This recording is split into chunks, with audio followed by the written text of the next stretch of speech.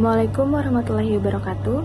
Perkenalkan, nama saya Nabila Zafira, NIM 132510186, kelas M253B.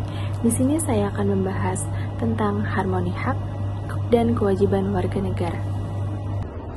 Sebelum masuk ke pembahasan lebih dalam, kita perlu memahami terlebih dahulu konsep dasarnya.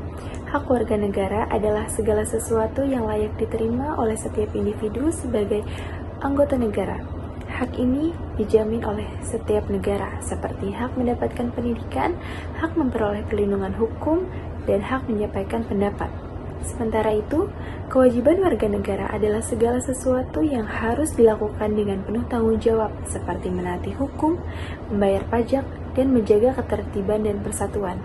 Nah, harmoni antara hak dan kewajiban berarti adanya keseimbangan antara apa yang kita terima dan apa yang kita lakukan. Artinya, kita tidak bisa hanya menuntut hak dan tanpa melaksanakan kewajiban.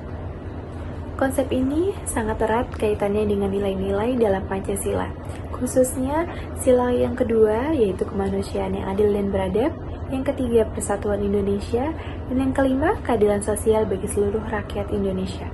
Dengan kata lain, harmoni ini menjadi dasar terciptanya kehidupan masyarakat yang adil dan sejahtera. Agar lebih mudah dipahami, mari kita lihat contoh penerapannya dalam kehidupan sehari-hari. Yang pertama, di lingkungan pendidikan. Kita memiliki hak untuk mendapatkan ilmu dan fasilitas belajar, tetapi kita juga memiliki kewajiban untuk belajar dengan sungguh-sungguh, menghormati dosen, dan mematuhi aturan kampus. Yang kedua, ada di lingkungan masyarakat, kita berhak menggunakan fasilitas umum seperti jalan dan taman. Namun, kita wajib menjaga kebersihan, tidak merusak fasilitas, dan menghormati orang lain. Yang ketiga, ada dalam kehidupan bernegara. Kita memiliki hak untuk memilih dalam pemilu, tetapi kita juga wajib menjaga persatuan, tidak menyebarkan berita hoaks, dan menghormati perbedaan. Dari contoh-contoh ini terlihat bahwa hak dan kewajiban selalu berjalan berdampingan. Namun dalam kenyataannya masih banyak terjadi ketidakseimbangan antara hak dan kewajiban. Contohnya, banyak orang menuntut fasilitas publik yang baik, tetapi tidak mau membayar pajak. Ada yang ingin jalannya tertib, tapi justru malah melanggar aturan lalu lintas. Banyak yang menuntut kebebasan berpendapat, tetapi tidak bertanggung jawab dalam menyampaikan informasi. Hal ini menunjukkan bahwa kesadaran masyarakat masih rendah dalam menjalankan kewajiban. Melihat permasalahan tersebut, ada beberapa hal yang perlu dikritisi. Pertama, masih kurangnya kesadaran individu terhadap tanggung jawab sebagai warga negara. Kedua, pendidikan kewarganegaraan seringkali hanya dipahami secara teori, belum diterapkan dalam kehidupan nyata. Ketiga, penegakan hukum yang terkadang belum konsisten. Oleh karena itu, diperlukan beberapa solusi. 1. Meningkatnya pendidikan karakter. Pendidikan tidak hanya fokus pada pengetahuan, tetapi juga membentuk sikap dan tanggung jawab. Yang kedua, bersosialisasi hukum yang lebih luas. Masyarakat perlu memahami aturan dan konsekuensinya. Yang ketiga, ada keteladanan dari pemimpin. Pemimpin harus menjadi contoh dalam menjalankan hak dan kewajiban secara seimbang.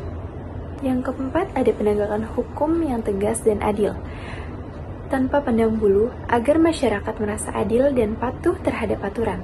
Yang kelima, ada kesadaran diri masyarakat. Setiap individu harus mulai dari diri sendiri untuk menjalankan kewajiban sebelum menuntut hak.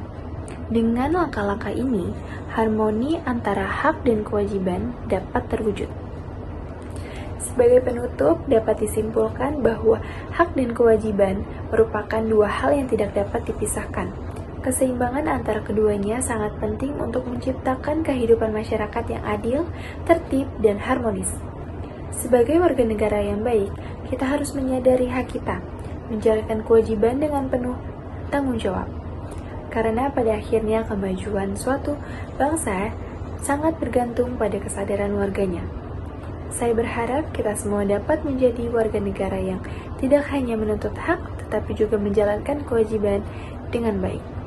Sekian materi harmoni hak dan kewajiban dari saya. Kurang lebihnya mohon maaf. Assalamualaikum warahmatullahi wabarakatuh.